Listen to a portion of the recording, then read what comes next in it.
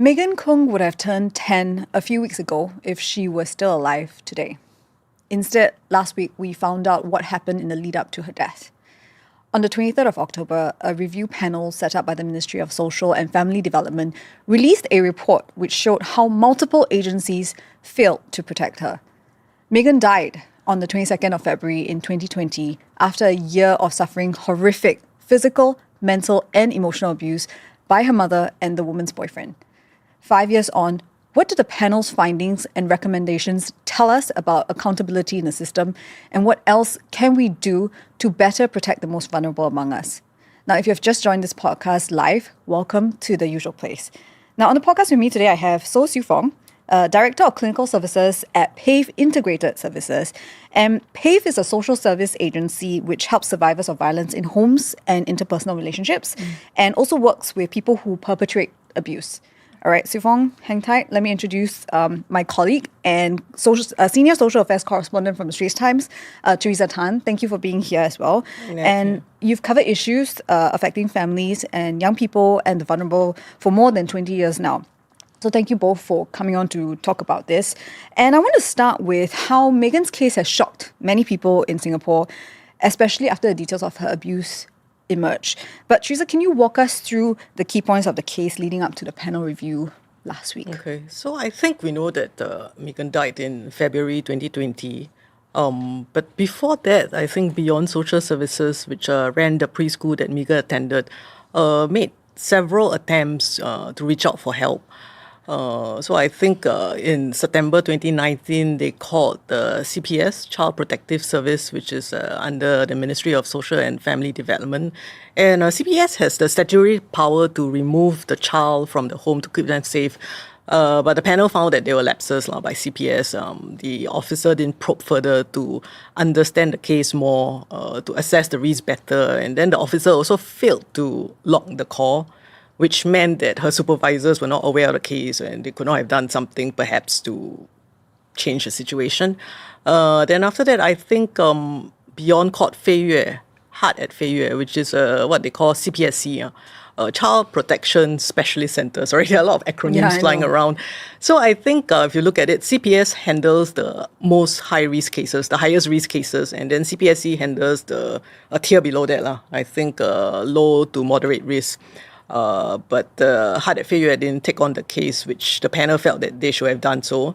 And then finally, after months of persuasion, Megan's grandmother was finally persuaded to go to the police in January 2020.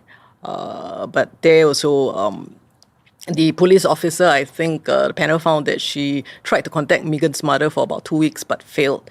And she did not inform the supervisor that she could not find Megan's mother. And there was a breach in processes, which led to, I guess, accumulated in today's outcome. Yeah. So, Theresa, you and I were talking yesterday about the review panel's findings, and you said you found it really difficult to get through it. Can you tell me why? Wow, okay. I think the list of injury, I found it so hard to read. I just choked up when I saw the first 2 or 3 injuries. And it just, it's a bit, a child has to go through this or went through this. That was very difficult for me. And after that, I think it was just reading about the multiple attempts where she could have been saved, but she was not. And it just felt like everybody down the line, failed her in some sense. So that was painful. Siew Fong, did you have the same sentiment or something? Did something else pop up for you when you were reading the panel's recommendations and findings? Actually, when you're sharing about, it's very hard to read, all the details of the abuse. Yeah. Actually, at our agency, we see them day in, day out. You see abused children, right, who came with bruises or came with some hidden injuries, right? You saw their mothers, someone having to mask up, came with sunglasses or wear long sleeve to hide all the injuries, So we see that happening.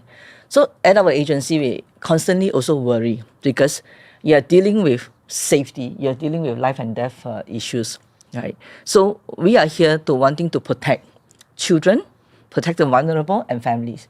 So that's why when you say it's very hard to read, for us also, we find that we need to do more, right? And we constantly ask ourselves, have we done enough?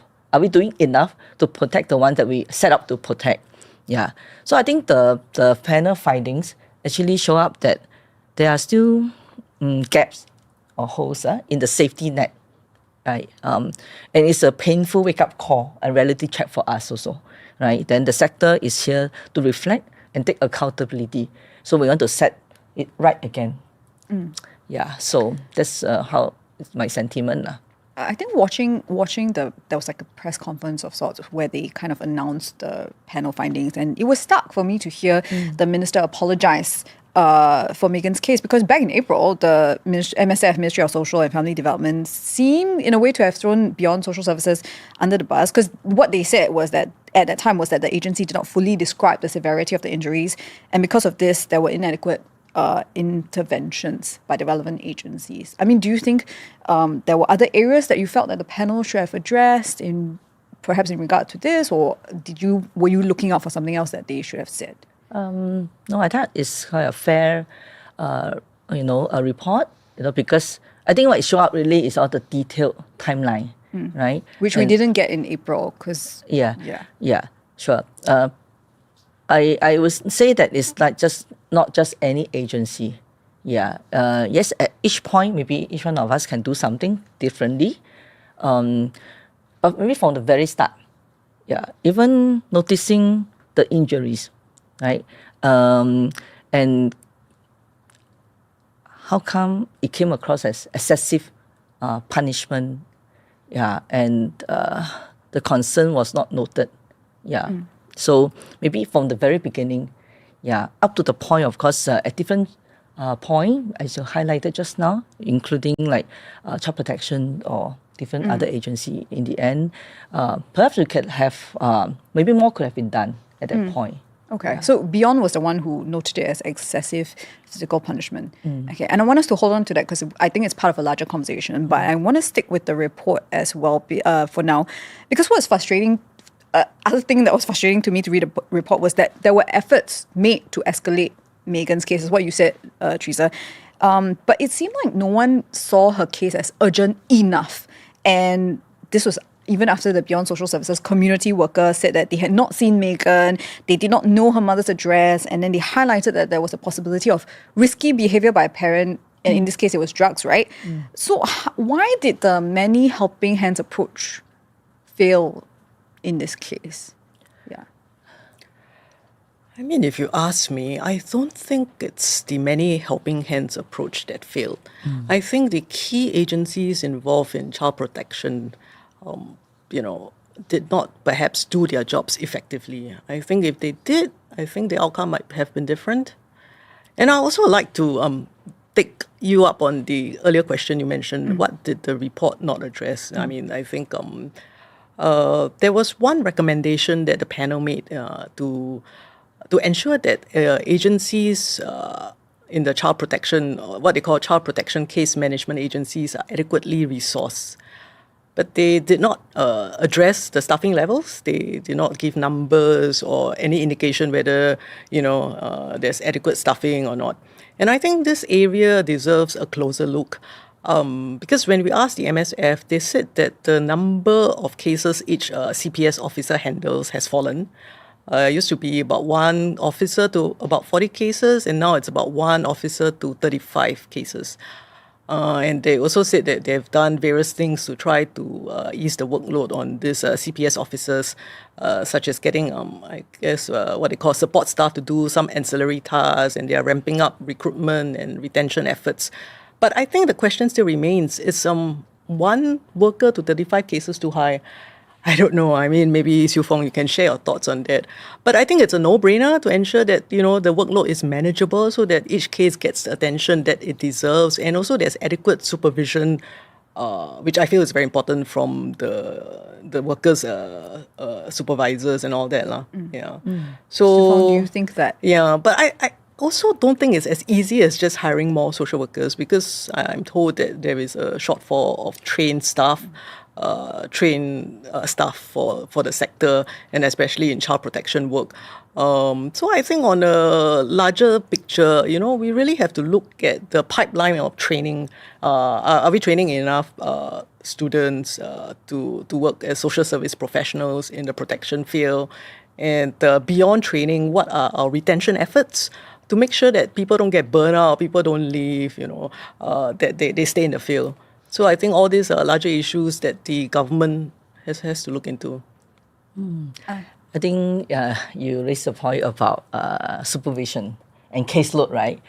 Actually, caseload issue is not so straightforward, right? Yes, we also find that our caseload, because 1:32 can be quite high, right? Because the work is intensive.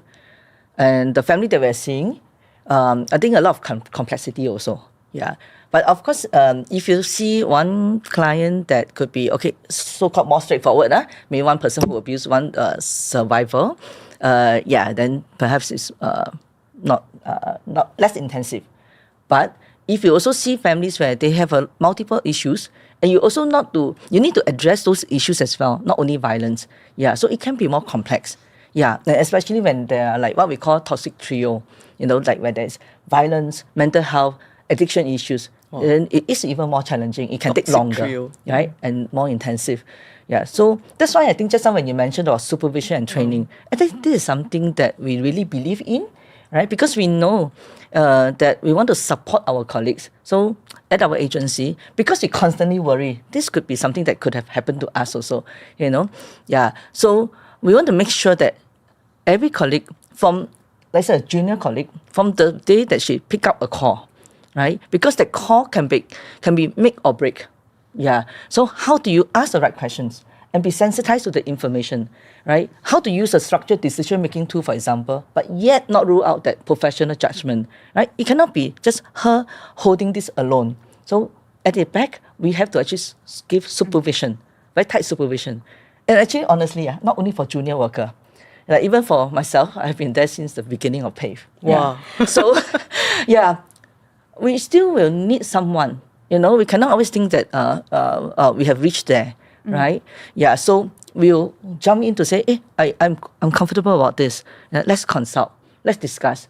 Like my colleagues will say, I can't sleep, because I think about my clients and say, how can my client be like suffering from some of these bruises and like having all this dilemma? What can we do? Then they come in to consult and discuss. So we want to make sure that there's a team behind them. That's how we can take care of our colleagues. Yeah. So I'm going to hold on to the toxic three that you mentioned in a bit. But what you're saying here is you need to kind of like discuss with people, and there's like this conversation that needs to happen when discussing cases. And I think for people, when reading the report, what I think was quite stark again was that the principal at the preschool where Megan went to waited 17 days. Well, there was a 17-day delay between reporting what the teacher saw and escalating upwards. And going to the way Pave works, and it sounds like there's a lot of discussion, but in this case, I mean, at many instances between the school and escalating it even with the police and CPS not logging the call, so they couldn't tell the supervisors. I mean, what does that say about the culture, or, what's happening here that only the principal could make the report, or nobody was checking in on a junior officer? Yeah. And also it was because the principal was on leave, right? Yeah. Yeah. But of course I can't, like comment about, because we do not know at that time the context, the exact, context of how they make the decision. Yeah. So I can't caveat, really we don't know, like there's Correct. some missing information. Yeah, about because what now we are happened. finding out and on hindsight, right? So we can make all this decision. But because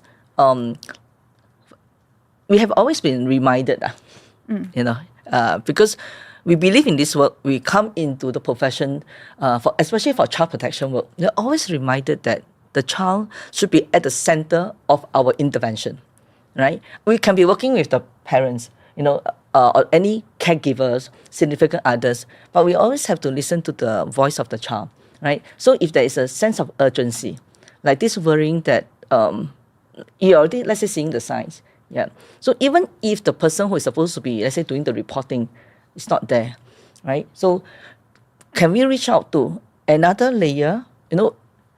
Over here, like we have different layer of supervision, right? Like for example, there's a colleague of mine, on the day of when he make a home visit, he saw a child, and he was intending to celebrate birthday for this child, you know. And then, as usual, they look cheerful, but yet these two boys, when my colleague took a closer look, there was bruises on them all over, you know, and there was even bruises on the face as well, right? And immediately, But the child was happy?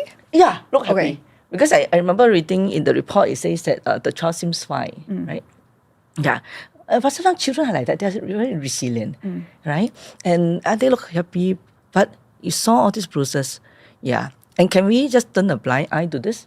Yeah. So what my colleague did immediately was to call up the supervisor. And the supervisor also felt worried enough to come to me, right? Because I oversee the casework. Yeah. And then we decided that we need to do something at that point. Yeah. So we called up child protection.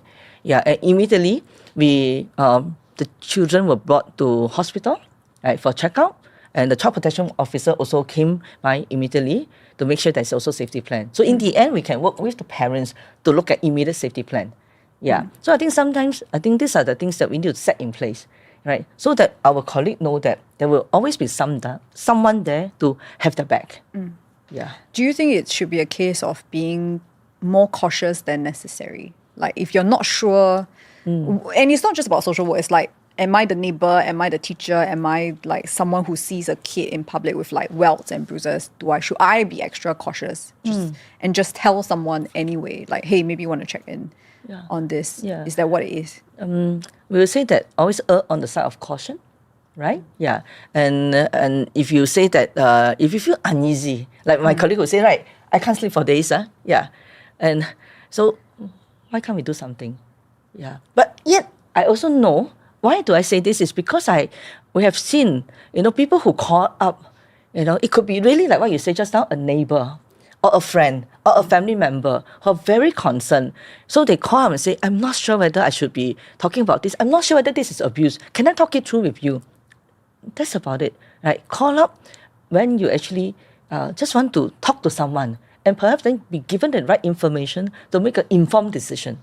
Yeah. Which is very interesting because I was also going to ask about the police, making a police report, right? That was one of the findings that the panel had, which was that there was this impression that only a family member can make a police report, right? Which is very like, I was like, huh? But in Singapore, we make police report for anything and everything, someone I'm upset with someone, I'm call police, right? And actually, I would think that if you call the police and if they are not able to handle it, they will tell you what's the next steps. And I know this because I've been to the police before and they say, okay, we this one we cannot help you, but this is what you can do, right? Why do you think this fear of making police reports exists among maybe in the social work sector, especially with people who deal with cases with families? Okay. Actually, we have guidelines, right? We need to make a police report like under certain circumstances. For example, when it's concerned sexual abuse, right? We are concerned that life is at risk. There are threats to safety. Yeah, so actually, we need to make a report. But usually, we will encourage the family members or the victims themselves to make a report first, because that can be very empowering for them as well. Yeah, and they also have the information. But if let's say they are not able to do so, then we will come in to make a report. Yeah, so maybe there are times where professionals may struggle with, right? I have heard this. I don't want to strain the relationship with the family, right? Because it's very hard to engage family. Which is what the panel also said, yeah. Or they are concerned about client self-determination, whether it should be the client themselves making the decision. Yeah. But I think one guiding principle should be safety first. If you know that this is going to compromise, the safety and put someone at risk, that we need to come in to make a report. And making a report could be either police or it could be even like child protection, for example. Teresa, do you think we still have a mindset about what people do behind closed doors is their problem? Like, or even when parents punish kids, it's not my issue to deal with because it's their kid and they want to. I think that generally people are more aware of family violence issues, and I think more of them are reporting. If you look at the number of calls to the NAVH, the National Anti-Violence and Sexual Harassment Hotlines, the number of calls have been going up. I mean, anecdotally, I hear from people like Siew Fong that public is more willing to report now. Yeah.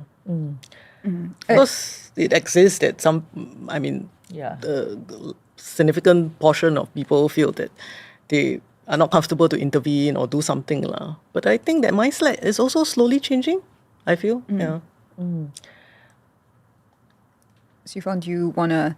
Yeah, Do you see I people think- who Yes. decline to intervene because it's like, no, I don't want to get involved in this? Yes, or- I know there are a lot of reasons why some people find it hard to come forward. Yeah, and we really hope to encourage more to come forward. Yeah, because coming forward can be, like I remember someone who actually really read about the report and then come forward and say, am I also doing the same? And when you say it happened behind closed door, yeah, I think precisely because it happened behind closed door, sometimes it can be hard.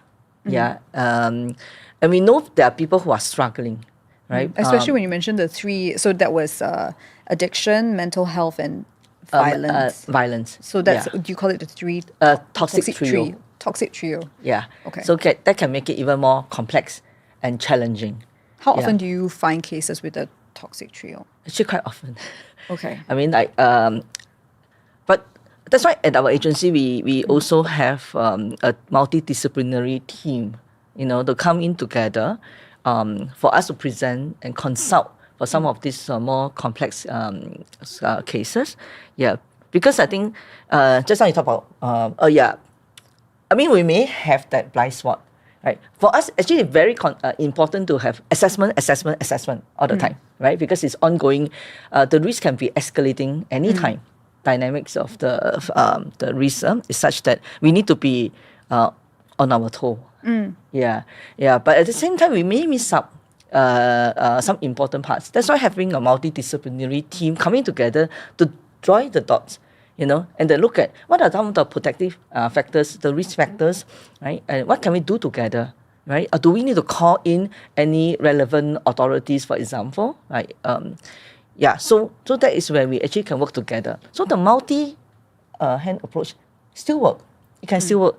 But sometimes it may be just about jumping into a call together, having the relationship and say, can we do more? What can we do more? Make more concerted effort, for example. Yeah. I think also listening to what you're saying, and from reading a report and the feedback from social workers after the whole panel thing came out was that there's a heavy burden on frontline responders in the case of Megan's preschool, right?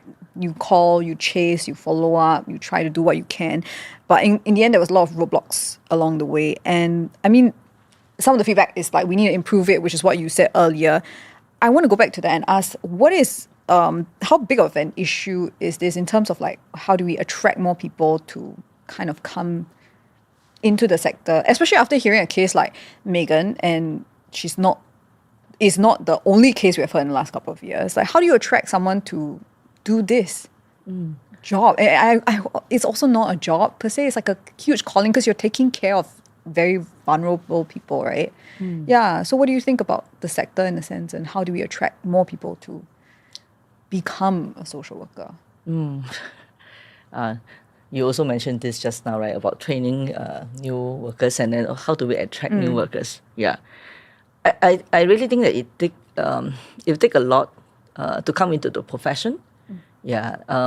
Not only your degree, your qualification to be trained in social work, because very often we are still think of as the big-hearted volunteers. Yeah, but you need to be trained.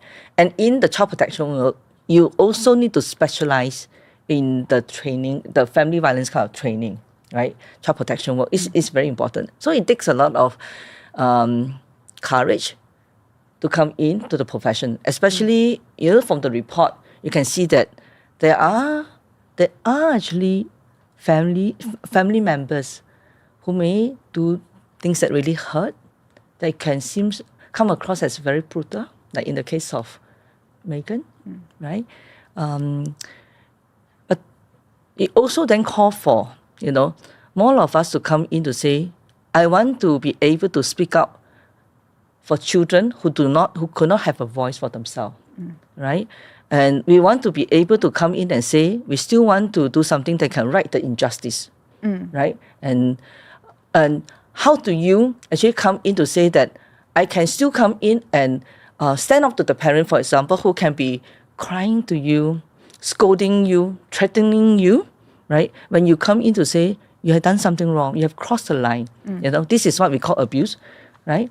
Yeah. So do we, if let's say we want to actually be there to want to do something to prevent more children who are hurting, right? Then we really want to encourage more people who can come forward and be trained, properly trained for that as well. And of course, just now I talked about supervision, and that is also important, so that they know that they will not walk alone.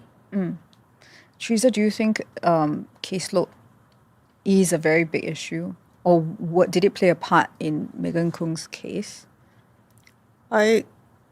Anecdotally, just by talking to different social workers, I feel that 35 sounds a bit high, and I think it's a perennial issue, a caseload. Sorry, just to recap, it's like one caseworker to 35 cases. Yeah, that's right? at child protection, but at FSC and at the CPSC, I think the numbers are slightly different. So I think that is a concern that social workers have said time and again. But the question, as I said, is how do we find more social workers, right? And after finding them, training them, how do we keep them? How do we retain them? What do they go through when they exit? Because they're dealing with very vulnerable people in society and very young people in society. And they see kids who have bruises, see kids who are abused, see maybe even elderly who are abused, or general people in violent relationship. What are some things you're hearing from them anecdotally? Like, is it, I can't deal with this, I'm burnt out? Like, what are some of the things you're hearing? I don't know. I think burnout is quite a real issue, I feel. Because it's 24/7, is it, for them? So I think salaries have gone up quite significantly in the past decade for the social service sector. I don't know. I mean, you might have different thoughts about this, but I think the burnout and the emotional part of the work it takes a toll on people. I don't know. I think Siew Fong will be better placed to. Siew Fong, what's your take? Yeah. I would say that we all come in doing this work. Yeah, like I said, for us it's like a mission, right? It is because we set up to do this. We always have to remember why we set up to do what we do. Yeah. So, and sometimes I do agree that we talk about care for the professionals, and but our care is also to supervise and train them properly, right? Yeah, and to be able to say that I'm here not only for myself, but it's also for the children, for the family, for the vulnerable. Yeah, so that is what it takes to be in this profession. So I would say that this is an area that we will continue to want to be able to engage our maybe the sector to reflect together, right? But I also think that there have been a lot of changes as well, right? In terms of like protocols and procedures? Because Megan's situation happened 5 years ago. Actually, since then, I would say that one of, if you want to say accountability, right, is through what have been put in place. Yeah, because from then till now, 5 years now, there have been a lot of changes also, the law have changed, right? There were amendments to the law to better protect families, right? Social workers are also empowered to come in to say, I can step in to investigate a case of child abuse, right? There are also the structured decision-making tools that are also need to be mandated now, right? For stuff you mentioned about childcare, preschool, yeah. So, and also across the sector, yeah. So I think a lot of things have been done, yeah, to support us in our work. Yeah, so that's why I think that we also need to know, yes, there are resources that we continue to be able to do better. I mean, to train ourselves better, to know what's out there. Yeah, but at the same time, we always have to come back to remember that children, the families are the starting point of all our intervention. Yeah. So earlier I asked the question about how do you attract new case workers, right? Or new social workers, I mean. But how do you actually keep them? Because we talk about burnout, and then there are people who want to do this to help people, right? But actually the numbers are not very good lah. For there's a high turnover rate is what I mean. So I have a number. So over the past 5 years, that the average annual resignation rate for staff in CPS is about 15%, and an annual average of 5% for CPS staff moved out of within MSF or to other public agencies. So when you say there's new changes and then help has been given, but also the caseload has risen, there's all these like factors. How do we fix it in a way or ensure that we have enough support to make sure that kids like Megan, are saved from, how can we like fix this? And I would say that our agency, our experience is then you need to advocate. Yeah, you need to speak up also, right? If you find that there are like areas that like perhaps need to be reviewed, like just I mentioned about caseload.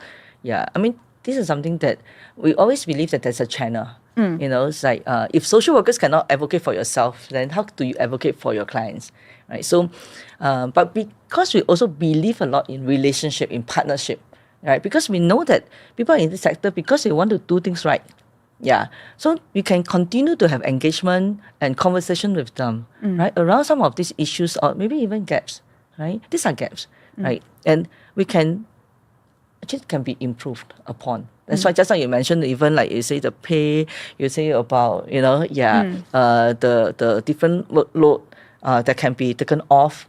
Yeah, so I think they have already put in place some of this, right? Yeah, but one thing, of course, is really, I cannot stress enough, is training and supervision to take care of your colleagues. Yeah. So because it's hard work. Yeah, it is. Be because I think for yeah. people, it's not a case. Correct me if I'm wrong. Social workers it's not a desk-bound job, right? They're doing home visits. They're checking in. They're doing sessions with clients. So they're out and about all the time. No fixed hours, right? Okay, generally we still have fixed hours. Okay. Yeah, but when there is a crisis, you need to respond immediately. Yeah. Okay.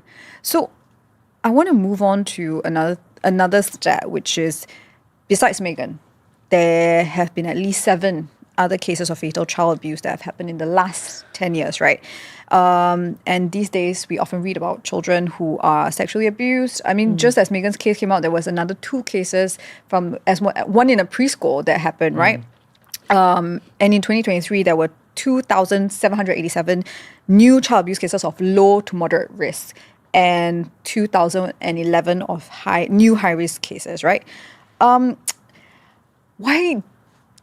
I mean, I can't help but ask, why does this keep happening? Even if we have safety nets in place, we have awareness campaigns. I think there's a domestic violence campaign in place. Yeah. So every year, MSF has is there a way to explain why we hear so much more about it these days? Theresa? I don't know. That's $1 million question that I can't answer. But I think that, beyond that, I think there are deeper issues that perhaps underlie why abuse is common, or perhaps common is not the most appropriate word. It still happens a lot. And I think one of this area is the use of physical punishment or discipline by parents. I think in our culture, in our society, caning and physical punishment, it's common. I think surveys have shown that a high majority of parents do use some form of physical punishment. And I think most commonly used is caning. And it's so acceptable. I think, the Chinese have a saying, 打是疼,骂是爱.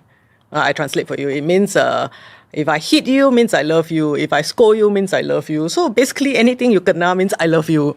That like covers everything. And I think over the years, generation after generation, we are socialized to accept that physical punishment is okay. But is it really so, I feel? I mean, I think that social workers will tell you often, it's not that difficult to cross from harsh punishment into abuse in the heat of the moment. So I think we're not having enough conversations regarding disciplinary methods, or alternatives to physical discipline. Because this was what was mentioned in Megan's case, right? So the mom told the school that she did discipline Megan. The teacher who saw her saw it as excessive physical punishment, but actually it was a case of abuse, right? Yeah. So there are different people have different perceptions of what is considered abuse, right? So Siew Fong, how do we tell when someone's being abused? I mean, abuse is actually like the action or omission to that action that taken that can hurt a child. Right? Just now when you mentioned about disciplining issues, very often, yes, it crossed the line. People started struggling, when they have something that let's say, for example, you receive a call from school. They say, hey, your child is misbehaving, or you saw your child doing something that you want to correct. Yeah. So it can start off as disciplining. Yeah. But this thing about, I agree with you, the norm, if you think about it becomes a norm that, it's okay for physical punishment, it can go very wrong. This is where we have seen, right? Of course, when you, like for example, is it like it's just smack, right? Or you slap, or you want push, it's just a push, but the child hit against a wall and has to go to hospital. And I have a mother, I remember, that she say, the child was stealing. And so she said, I punished you. So asked her to put her hand in hot water, scalded her hand. Yeah.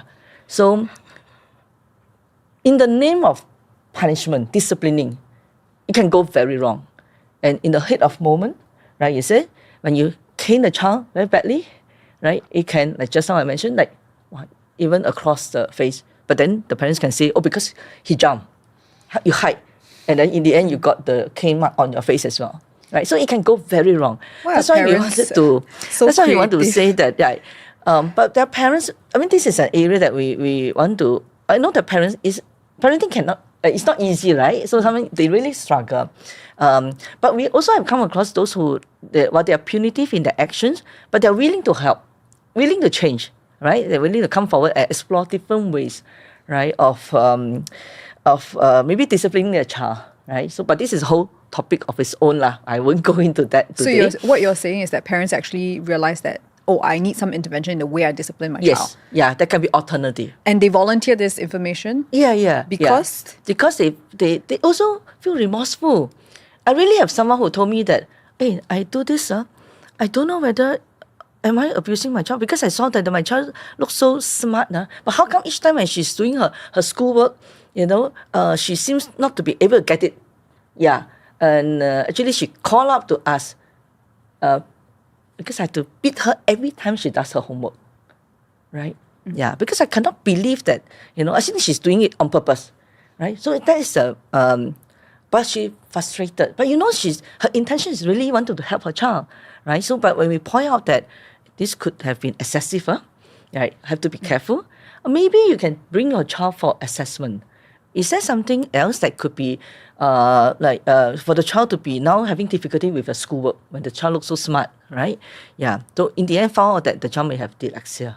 Mm-hmm. Yeah. Then it changed the way that the mother think about things. Mm-hmm. And say, I could have been maybe understanding, right? And find different way to teach the child. Also, sometimes parents are struggling. So if they can learn alternative, then it can be helpful for them. But I also want to go back to just now you talked about those child death cases. Yeah. Unfortunately, so Megan's case is not the first. We know. It's very sad. It's not the first. But we also know, sadly, we do not know whether there will be another one again. Right? Because we know that behind closed door, there are people who really can be intentionally hurting the child. Right? Like in this case. The action can really be very cruel. Yeah. So, for every child that died, it's very shocking that we know that child died, right? But I think we also need to remember that it's still very shocking to learn and to know that there are also children right now living it and suffering in abuse, every day. Right? So I think that's why while we rally around, it could be public, right? Calling in for help. It could be a preschool teacher, like calling in and say, "I'm worried about my child." In fact, yesterday we also received preschool, principal who concerned enough to say, "I'm worried. Can you give us some advice on this?" I think it's good. Right? It's a sign that people are worried and taking action, right? And then as social workers, as the whole sector, we can all come together, right? Hopefully to be able to ensure that we can be there for those who need us. I want to end off with this question for both of you. What I'm hearing you say is that we can never guarantee that another Megan Khung will ever.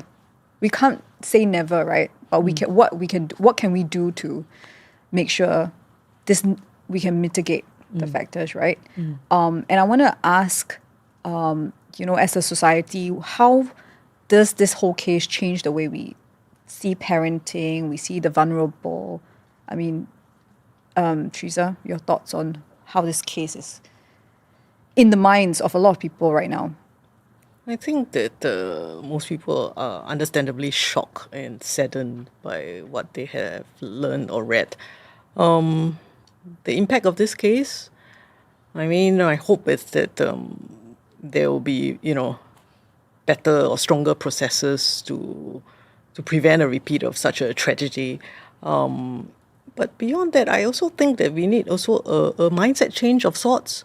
A cultural change of sort, because I think, especially for agencies in child protection work, it cannot be just about a case and somebody's job or somebody's KPI. I think there needs to be a greater sense of shared ownership, shared responsibility of this shared mission to keep children safe, and where people look out for one another and the children under their care. And I think that this culture needs to be strengthened.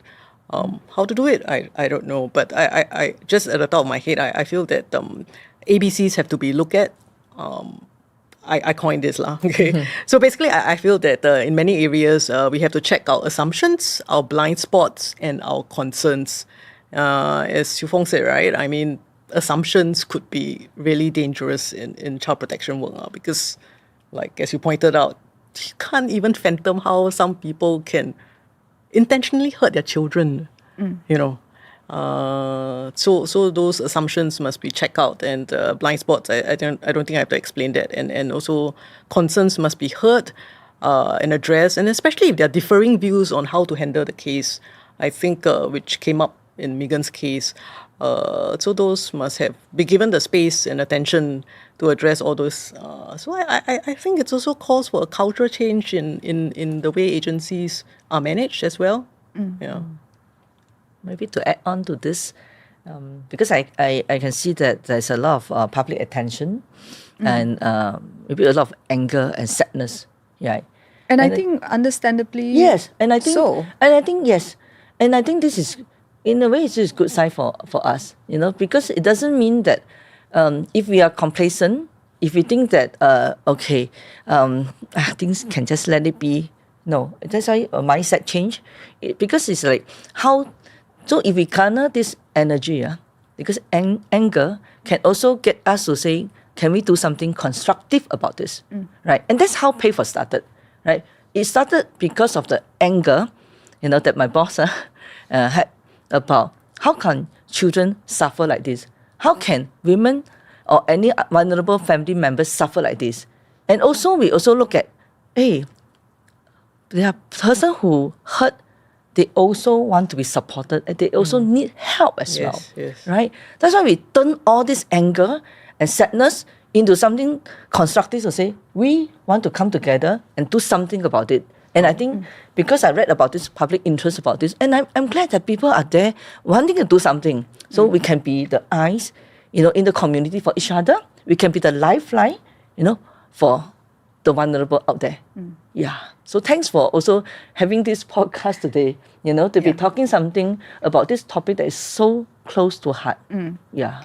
I mean, for me, I'm not in the sector. I don't have kids, but even reading like the report was very difficult because she's a kid. She's 4. She has no advocacy. She cannot she cannot fight her parent, where she couldn't fight her mom, and she tried to voice it out by telling her grandma in some sense, or the teacher, but I don't know. I mean, I just hope that nobody forgets Megan, and we just, do better for the vulnerable in our society. But on that note, thank you both for being here and sharing your thoughts about this issue.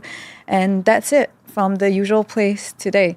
If you're watching us on YouTube, don't forget to like, subscribe, and hit the notification bell so that you won't miss the next episode. And if you have thoughts on what we just discussed, do drop a comment on YouTube or talk to me on Instagram at The Usual Place Podcast. I'll see you next week on Thursday at noon.